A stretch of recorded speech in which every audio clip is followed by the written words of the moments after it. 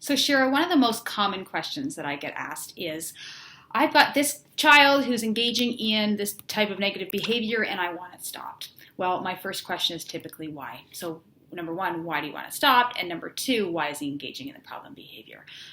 But why do you want it stopped? Because you know what, it's interfering with learning and I can't do my job when he's doing this. Totally get it.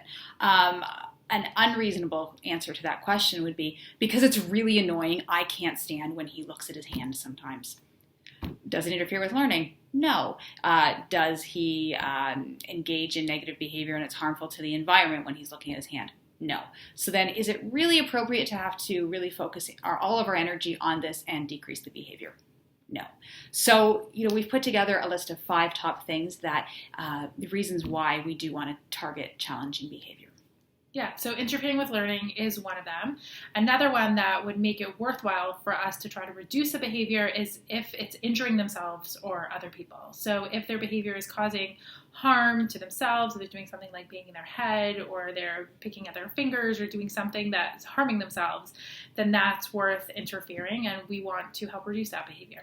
If the behavior is damaging to the physical environment, so for instance, if a student is punching walls, or if a student is tipping over tables, or being destructive in other methods with the environment, then we definitely want to target that behavior as well.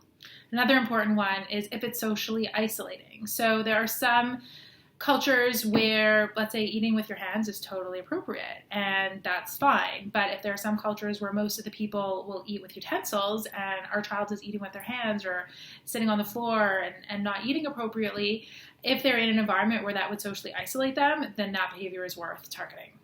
And the last reason would be if it inhibits independence. So if we've got a student who, we want to target a negative behavior because it's interfering with independence. So for instance, our student is getting extremely distracted and is flicking pencils all the time, and that's interfering with, him getting dressed, or that's interfering with him going through a morning routine because, he finds things and he flicks them, then we definitely want to target that behavior.